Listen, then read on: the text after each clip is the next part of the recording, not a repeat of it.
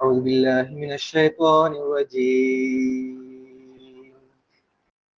بسم الله الرحمن الرحيم. سبحان الله وبحمده سبحان الله العظيم. اللهم صل على محمد وآل محمد. அல்லாஹுடைய மிகப்பெரிய ஒரு அருள் எங்கள் மீது எவ்வாறு இருக்கின்றது என்றால், காலத்தின் இமாம் ஹஜ்ரத் மசீஹ் மவ்ஊத் அலைஹிஸ்ஸலாத்து வஸ்ஸலாம் அவர்களுடைய அருளுக்குரிய இந்த ஜமாத்தில் இணைந்து கொள்வதற்கான பாக்கியத்தை தந்திருக்கின்றார். இதற்கு நாங்கள் எந்த அளவு அல்லாஹுக்கு நன்றியுடையவர்களாக இருந்தாலும் அது போதாது. ஏனென்றால் உலக மக்களில் மிகவும் சொற்பமானவர்களுக்கே அல்லாஹு தாலா இந்த பாக்கியத்தை வழங்கி இருக்கின்றார். எந்த அளவு ஜமாத் மக்களுக்கு தப்லீக் செய்தாலும் கூட, சிலருக்கு இந்த ஜமாத் உண்மை என்று விளங்கினால் கூட அவர்களுக்கு இந்த ஜமாத்தில் வந்து இணைய முடியாத சூழ்நிலையில் அவர்கள் இருக்கின்றார்கள். ஆனால் நாங்கள் பிறக்கின்ற போதே இந்த ஜமாத்திலே பிறந்திருக்கின்றோம். ஆகவே எங்களுக்கு அல்லாஹு தாலா செய்த இந்த அருள் மாபெரிய ஒரு அருளாக இருக்கின்றது. எனவே அல்லாஹுடைய இந்த அருளுக்கு நாங்கள் மிகவும் நன்றிக்குரியவர்களாக, நன்றி செலுத்துபவர்களாக ஆக வேண்டும். அதற்குரிய வழிமுறை என்னவென்றால், ஹஜ்ரத் மசீஹ் மவ்ஊத் அலைஹிஸ்ஸலாத்து வஸ்ஸலாம் அவர்களை அல்லாஹு தாலா எந்த நோக்கத்தை நிறைவேற்றுவதற்காக அனுப்பியிருக்கின்றானோ அந்த நோக்கத்தை நாமும் நிறைவேற்றுபவர்களாக, அதன்படி செயல்படுபவர்களாக நாம் மாற வேண்டும். மசீஹ் இஸ்லாம் அவர்கள் தன்னுடைய நூற்களிலும் உரைகளிலும் மீண்டும் மீண்டும் பல தடவை அடிக்கடி மக்களுக்கு கூறிய ஒரு விஷயம் என்னவென்றால், நீங்கள் வெறும் பேரளவில் இந்த ஜமாத்தில் இணைந்ததால் மாத்திரம் திருப்தி அடையாதீர்கள். இந்த ஜமாத்தில் சேர்ந்தது மாத்திரம் உங்களை விமோச்சனத்திற்குரியவர்களாக, சுவர்க்கவாதிகளாக ஆக்கிவிடாது. எதுவரை நான் உங்கள் முன்னிலையில் போதனைகளை கூறுகின்றேனோ, இந்த போதனைகளை கூறுகின்றேனோ, அவற்றின்படி செயல்படாத வரையில் உங்களால் அந்த விமோச்சனத்தை, அந்த நோக்கத்தை அடைந்து கொள்ள முடியாது என்று அன்னார் கூறியிருக்கின்றார். எனவே ஹஜ்ரத் மசீஹ் இஸ்லாம் அவர்கள் அன்னாருடைய இந்த ஜமாத்தில் இணைந்தவர்களுக்காக நிறைய போதனைகளை வழங்கி இருக்கின்றார்கள். அவற்றை சுருக்கமாக அன்னார் பையத்தின் 10 நிபந்தனைகளில் சேர்த்திருக்கின்றார்கள். அந்த எல்லா போதனைகளிலும் சாராம்சமாக 10 விடயங்களை அன்னார் கூறியிருக்கின்றார்கள். இவற்றின்படி நீங்கள் கட்டாயமாக செயல்பட வேண்டும். குறைந்த அந்த ரிக்வயர்மெண்ட் இதில் கூறப்பட்டிருக்கின்றது. எனவே நம்மில் ஒவ்வொருவரும் எந்த நேரமும் அடிக்கடியும் தன்னை அலசி ஆராய்ந்த வண்ணம் இருக்க வேண்டும். நான் பிறப்பால் அஹ்மதியாக இருக்கின்றேன், பிறப்பால் இந்த அருளுக்குரிய ஜமாத்தில் நான் இணைந்திருக்கின்றேன். ஆனால் என்னுடைய நிலை என்னவாக இருக்கின்றது? மசீஹ் இஸ்லாம் அவர்கள் கூறிய அந்த பையத்தின் 10 நிபந்தனைகளின்படி நான் செயல்படுகின்றேனா? அவற்றின்படி செயல்படுவதற்காக நான் முயற்சி செய்கின்றேனா? அவற்றின்பால் என்னுடைய கவனம் இருக்கின்றதா என்றெல்லாம் தன்னை கணிப்பீடு செய்து பார்க்க வேண்டும். அதனுடன் சேர்த்து எனக்கும் சாதாரண அஹ்மதி முஸ்லிம்களுக்கும் மத்தியில் வித்தியாசம் ஏதும் இருக்கின்றதா? அவர்களும் நானும் என்று வருகின்ற போது ஈமானுடைய விஷயத்திலும் செயலுடைய விஷயத்திலும் ஏதேனும் வேற்றுமை எனக்கும் அவர்களுக்கும் இடையில் காணப்படுகின்றதா என்று அந்த வகையிலும் ஒரு அலசி ஆராய்தலை மேற்கொண்டு, கணிப்பீட்டை மேற்கொண்டு தன்னை நேரான வழிக்கு கொண்டு வருவதற்காக முயற்சி செய்ய வேண்டும். இந்த துனியாவினுடைய வாழ்க்கையை அல்லாஹு தாலா மூமீன்களுக்கு ஒரு சோதனை களமாக அமைத்து தந்திருக்கின்றார், பரீட்சை முகாமாக அமைத்து தந்திருக்கின்றார். இதில் செய்யப்படுகின்ற அமல் இபாதத்துகளின் அடிப்படையில் தான் மறுமை வாழ்வு தீர்மானிக்கப்படுகின்றது. மனிதன் கண்ணை மூடியவுடன், இந்த துனியாவினுடைய அவனுடைய வாழ்க்கை நிறைவடைந்தவுடன் அவனுடைய அந்த பரீட்சையும் நிறைவடைகின்றது. அதன் பிறகு பெறுபேறு மாத்திரம்தான் அங்கு அவனுக்கு வழங்கப்பட இருக்கின்றது. அதே போன்று இந்த துனியாவினுடைய வாழ்க்கையை அல்லாஹு தாலா எந்த அளவு சோதனை களமாக ஆக்கியிருக்கின்றான் என்றால், மார்க்கம் ஒருபுறம் இருக்க மறுபுறம் துனியா இருக்கின்றது. மார்க்கத்திலும் பார்க்க துனியாவினுடைய விவகாரங்கள் மிகவும் அலங்கரித்து காண்பிக்கப்பட்டிருக்கின்றது. மிகவும் அழகாக அவை காண்பிக்கப்படுகின்றது. மனிதனை எல்லா புறத்திலிருந்தும் துனியாவின் பால் ஈர்ப்பதற்கான வழிவகைகள் உலகில் காணப்படுகின்றன. மார்க்கத்தின்படி செயல்படுவது மிகவும் கஷ்டமான ஒரு காரியமாக மனிதனுக்கு இந்த வாழ்க்கையிலே தோன்றுகின்றது. இதுதான் சோதனையாக இருக்கின்றது. எனவே அல்லாஹு தாலா பார்க்கின்றான், இதில் யார் நல்ல முறையில் செயல்படுகின்றார்கள் என்று இந்த பார்வையை அல்லாஹு தாலா செலுத்தி, மனிதனுடைய உள்ளத்தின் மீது அவன் கவனம் செலுத்தி, இதில் எவர்கள் அவனுடைய நோக்கத்தின் அடிப்படையில் செயல்படுகின்றார்களோ அவர்களை மறுமையில் வெற்றிக்குரியவர்களாகவும், அந்த நோக்கத்தை நிறைவேற்றாதவர்களை மறுமையில் தோல்விக்குரியவர்களாகவும் ஆக்குகின்றார். அல்லாஹு தாலா மனிதனுக்கு மிகப்பெரிய ஒரு புரியும் திறனை வழங்கி இருக்கின்றான். சிறந்த ஒரு மூளையை கொடுத்திருக்கின்றான். நன்றாக பிரித்து அறிகின்ற அந்த ஆற்றலை மனிதனுக்கு வழங்கி இருக்கின்றான். அல்லாஹு தாலா மறுமையில் என்னவெல்லாம் நடைபெறும் என்பதை அவன் எங்களுக்கு அல் குர்ஆனில் படம் பிடித்து காட்டியிருக்கின்றார். நம்மில் எவருக்குமே மௌத்துக்கு பிறகு என்ன நடக்கும் என்பது தெரியாது. எந்த அனுபவமும் இல்லை. அது பற்றிய சரியான அறிவும் எங்களுக்கு இல்லை. ஆனால் அல்லாஹு தாலா புனித அல் குர்ஆனிலே மறுமையில் என்னவெல்லாம் நடைபெற இருக்கின்றது என்பதை மிகவும் தெள்ள தெளிவான முறையிலே அல்லாஹு தாலா அல் குர்ஆனில் படம் பிடித்து காட்டியிருக்கின்றார். எனவே நாங்கள் அங்கு போய் பார்க்க வேண்டிய எந்த விதமான அவசியமும் இல்லை. அதனை இந்த துனியாவிலேயே எங்களுக்கு அல்லாஹு தாலா படித்துக் கொள்வதற்காக அல் குர்ஆனை தந்திருக்கின்றார். எனவே மறுமை என்பது நிச்சயம், அதில் எந்த விதமான சந்தேகமும் இல்லை. அங்கு நரகம் சொர்க்கம் என்பது இருக்கின்றது, அதிலும் எந்த சந்தேகமும் இல்லை. நல்லவர்கள் சொர்க்கத்திலும் தீயவர்கள் நரகிலும் போவார்கள் என்பதிலும் எந்த விதமான ஒரு சந்தேகமும் இல்லை. அதே நேரத்திலே அல்லாஹு தாலா எங்களுக்கு இந்த துனியாவிலே தந்திருக்கின்ற அந்த மூளையை பாவித்து நாங்கள் செயல்பட வேண்டும். இந்த துனியா என்பது அது மிகவும் சொற்பமான ஒரு காலகட்டமாக இருக்கின்றது. நான் பலமுறை கூறியிருக்கின்றேன். ஹதீஸிலே நாயகம் ஸல்லல்லாஹு அலைஹி வஸல்லம் அவர்கள் கூறுகின்றார்கள், மறுமையோடு ஒப்பிடுகின்ற போது இந்த துனியாவுக்கு எந்த ஒரு அந்தஸ்துமே இல்லை. அதாவது காலத்தின் அடிப்படையிலே ஒப்பிடுகின்ற போது எந்த அளவுக்கு இந்த துனியாவினுடைய நிலை இருக்கின்றது என்றால், நாயகம் ஸல்லல்லாஹு அலைஹி வஸல்லம் அவர்கள் கூறினார்கள், ஒரு ஊசை எடுத்து கடலிலே போட்டால் அந்த ஊசிலே எவ்வளவு தண்ணீர் பட்டிருக்குமோ அந்த அளவுதான் மறுமையோடு ஒப்பிடுகின்ற போது இவ்வுலக வாழ்க்கையினுடைய நிலையாக இருக்கின்றது. இதனை திருக்குர்ஆனிலும் அல்லாஹு தஆலா கூறுகின்றார். மரணித்து மறுமையில் சென்றவர்கள் ஒருவர் மற்றவரிடம் விசாரித்துக் கொள்வார்களாம், நீங்கள் எவ்வளவு காலம் துனியாவிலே தங்கினீர்கள் என்று.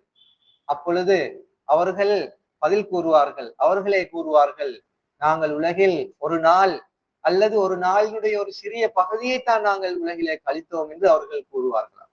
அதாவது மறுமையோடு ஒப்பிடுகின்ற போது ஒரு வருடமும் இல்ல, ஒரு மாதமும் இல்ல, ஒரு நாளும் அல்ல, மாறா ஒரு நாளினுடைய சிறிய ஒரு பகுதியை போன்றுதான் இந்த துனியாவினுடைய வாழ்க்கை அமைந்திருக்கின்றது. எனவே இதற்காகத்தான் இந்த ஊசிலே பட்ட அந்த தண்ணீரினுடைய அளவுக்குத்தான், கடலோடு ஒப்பிடுகின்ற போது ஊசிலே பட்ட அந்த தண்ணீருடைய அளவுக்குத்தான் மனிதன் இந்த துனியாவிலே இந்த அளவு பாடுபடுகின்றான், இந்த அளவு முயற்சி செய்கின்றான், உலகின் பின்னால் இந்த அளவு ஓடுகின்றான், மார்க்கத்தை மறந்து செயல்படுகின்றான், தொழ முடியாது, திருக்குர்ஆனை ஓத முடியாது, ஏனைய அமல் இபாதத்துகளின் பால் அவனுக்கு கவனம் இல்லை. எல்லாம் இந்த ஊசிலே பட்ட அந்த தண்ணீர் சொட்டுக்காக அவன் இதன் பின்னால் ஓடிக்கொண்டிருக்கின்றான், மறுமையை மறந்து செயல்படுகின்றான். எனவே அல்லாஹு தாலா அல் குர்ஆனிலே கூறுகின்றான், நீங்கள் மறுமையை மறந்து செயல்படாதீர்கள், அல்லாஹுவை மறந்து செயல்படாதீர்கள், இது நஷ்டத்திற்குரிய வழியாக அமையும் என்றெல்லாம் அல் குர்ஆனிலே அல்லாஹு தாலா எச்சரிக்கைக்கு மேல் எச்சரிக்கை வழங்கி இருக்கின்றான். எனவே அல்லாஹு தாலா எங்களுக்கு சிறந்த ஒரு மூளையை தந்திருக்கின்றார் என்றால், இந்த இடத்தில் இந்த மூளையை நாங்கள் பாவிக்காவிட்டால் வேறு எங்கு பாவிப்பது? இந்த துனியாவிலே நாங்கள் அல்லாஹ் தந்திருக்கக்கூடிய இந்த மூளையை பாவித்து, அறிவை பாவித்து மறுமைக்கான அந்த ஆயத்தத்தை சரியான முறையிலே நாங்கள் செய்யவில்லை என்றால் பிறகு மறுக எங்க போய் நாங்கள் செய்வோம்? இதனையும் அல்லாஹு தஆலா அல் குர்ஆனிலே கூறுகின்றார். அதாவது இந்த உலக வாழ்க்கையை வீணடித்துவிட்டு மறுமையில் சென்றவர்கள் மௌத்துடைய அந்த நேரத்தில் செல்வதற்கு முன்பாக, மௌத்துடைய நேரத்திலே அவர்கள் அல்லாஹ்வுடைய சன்னிதானத்தில் கெஞ்சுகின்றார்கள், அல்லாஹ்விடம் கேட்கின்றார்கள், யா அல்லாஹ், என்ன வருகின்றது, என்னை ஒரு கொஞ்சம் நேரத்துக்காக நீ மீண்டும் உலகிலே திரும்பி போவதற்கான அந்த வாய்ப்பை தான், கொஞ்ச நேரம் தான், என்னுடைய அந்த நஷ்டத்தை நான் சரி செய்து கொள்வதற்காக ஒரு சிறிய ஒரு நேரத்தை நீ எனக்கு தந்தால் நான் உலகிலே போய் நீ சொன்ன எல்லா விதத்திலும் நான் செயல்படுவேன், உன்னுடைய எல்லா கட்டளைகளின்படியும் செயல்பட்டு நான் சாலிகீன்களில் நல்லடியார்களின் கூட்டத்தில் சேர்ந்து வருவேன் என்று அவர் அல்லாஹுடன் கெஞ்சுகின்றார். ஆனால் அல்லாஹு தாலா என்ன கூறுகின்றான்? இது அஜலாக இருக்கின்றது. இதாஜா அஜலுஹா, அதாவது அந்த அஜலுடைய அந்த நேரம் மனிதனுக்கு வந்துவிட்டால் அதிலிருந்து ஒரு நொடிப்பொழுது கூட முன்னால் பின்னால் ஆக்கப்பட மாட்டாது, அது நடந்தே தீரும் என்று அல்லாஹு தாலா அல் குர்ஆனிலே கூறுகின்றார். எனவே அந்த நேரம் வருவதற்கு முன்பாக தன்னுடைய அறிவையும் புத்தியையும் பாவித்து எந்த மனிதன் செயல்படுகின்றானோ அவன்தான் உண்மையான புத்திசாலி. அது அல்லாமல் மறுமையை மறந்து தன்னிடம் அல்லாஹு தாலா எதனை எதிர்பார்க்கின்றான் என்பதை மறந்து தன் மீது என்ன பொறுப்புகள் கடமைகள் இருக்கின்றன என்பதை மறந்து ஒரு மனிதன் செயல்படுகின்றான் என்றால் அவனை போன்ற ஒரு முட்டாள் இந்த துனியாவிலே இல்லை. அத்தகையோர்களை குறித்து அல்லாஹு தாலா கூறுகின்றான், விலங்குகளுக்கு ஒப்பானவர்கள், மாறாக அதனை விட கெட்டவர்கள். உலாய்க கல் அன்ஆமு பல்ஹும் அதல், அவர்கள் இந்த விலங்குகளை போன்றவர்கள் இல்லை, மாறாக அதையும் விட தாழ்ந்தவர்கள்.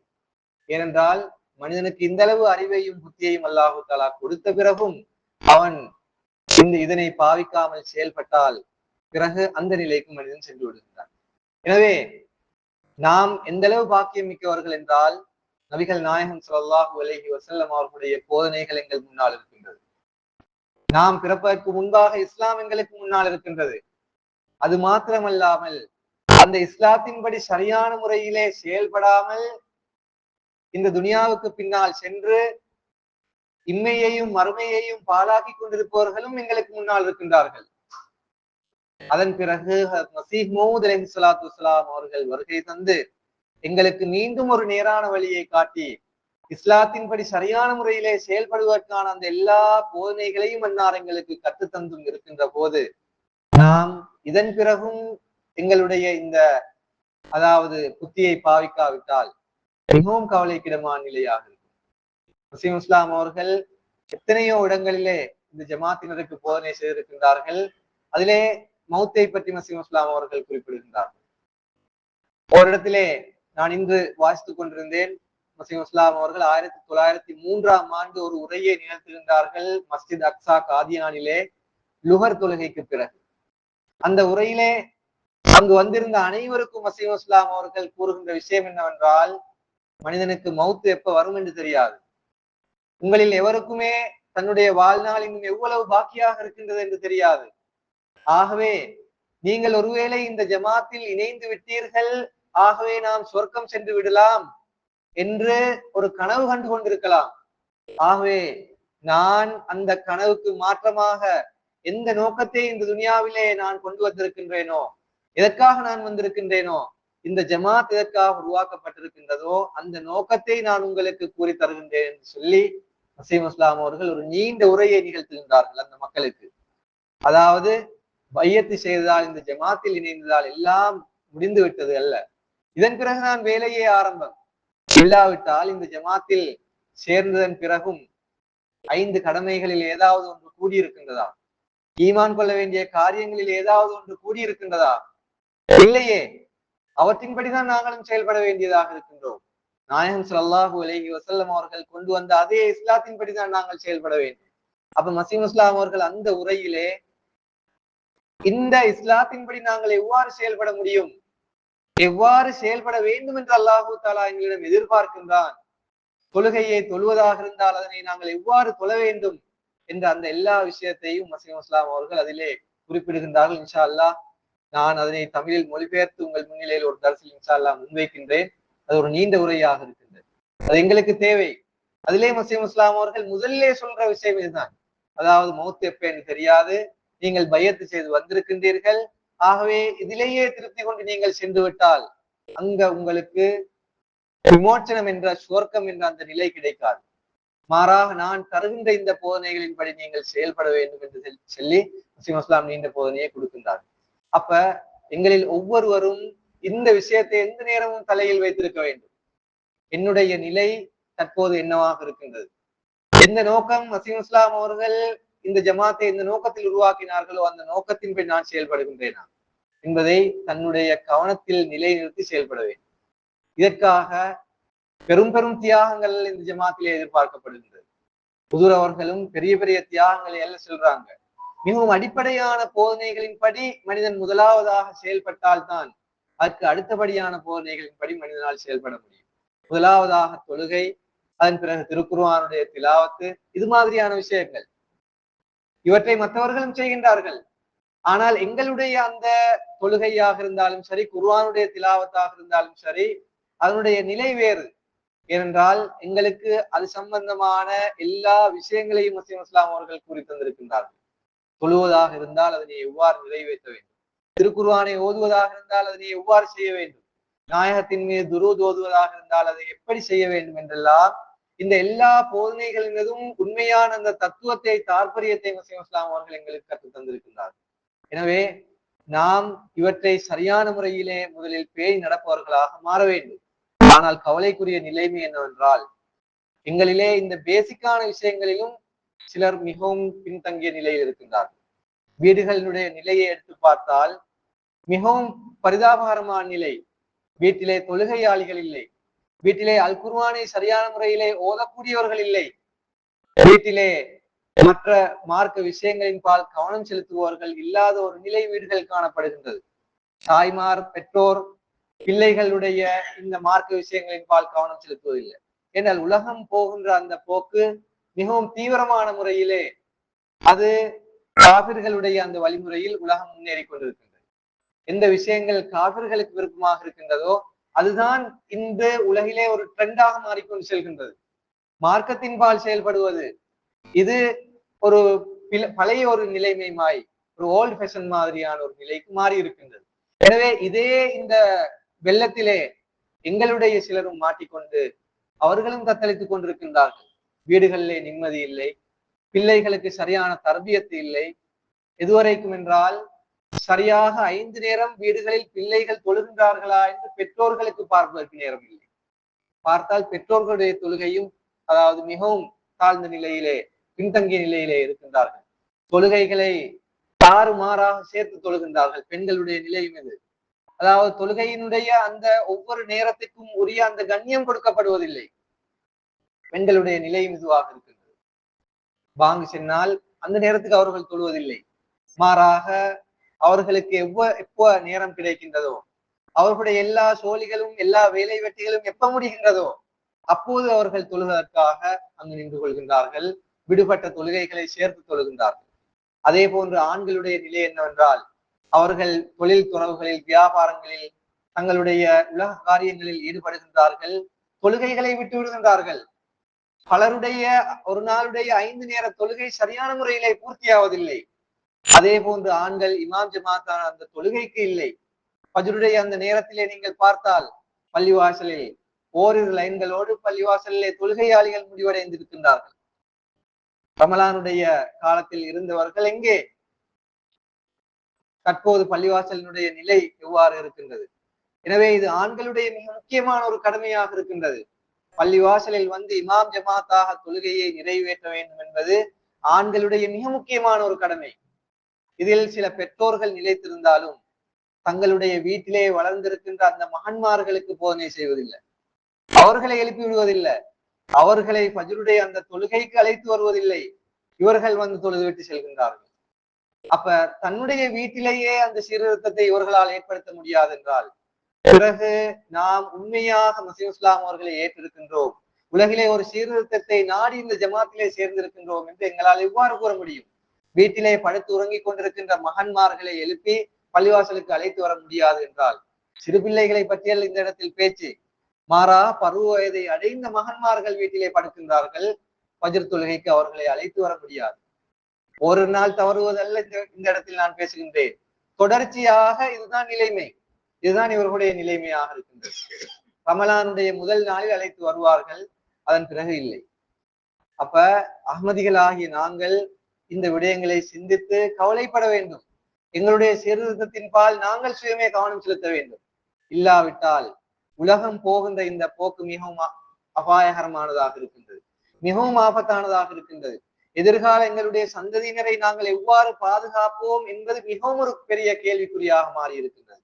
எனவே இந்த நேரத்திலே நாமும் சுயமே எங்களை சீர்திருத்திக் கொள்ள வேண்டும், எங்களுடைய சந்ததிகளையும் காப்பாற்ற வேண்டும். இல்லாவிட்டால் அல் குர்ஆன் ஓத தெரியாத, தொழுகையின் மீது கவனம் இல்லாத, மார்க்க விடயங்களின் மீது ஈடுபாடு இல்லாத, இந்த ஜமாத்திலே வெறுமனே பேருக்கு மாத்திரம் இருக்கக்கூடிய ஒரு சமுதாயம் பின்னால் எஞ்சிவிட்டால் எங்களுடைய நிலை என்னவாக அமைந்துவிடும் என்பதை நாங்கள் சிந்தித்து பார்க்க வேண்டும்.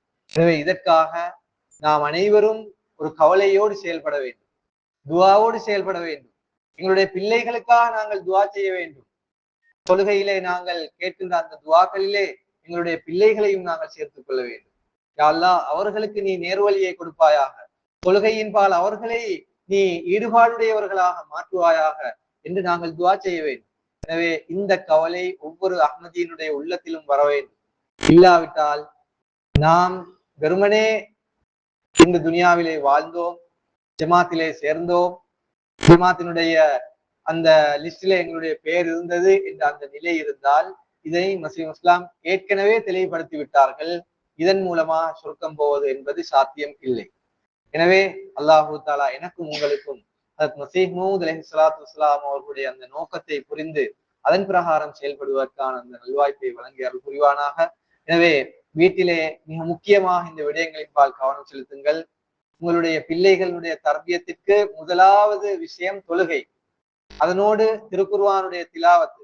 இதன்பால் நீங்கள் எந்த நேரமும் கவனம் ஊட்டிக் கொண்டிருக்க வேண்டும். நபிமார்களும் தங்களுடைய வீடுகளில் இதனை கவனமூட்டிக் கொண்டே இருந்திருக்கின்றார்கள். எனவே அல்லாஹு தாலா எனக்கும் உங்களுக்கும் என் பிரகாரம் செயல்படுவதற்கான நல்வாய்ப்பை தந்தருவார். இதுதான்.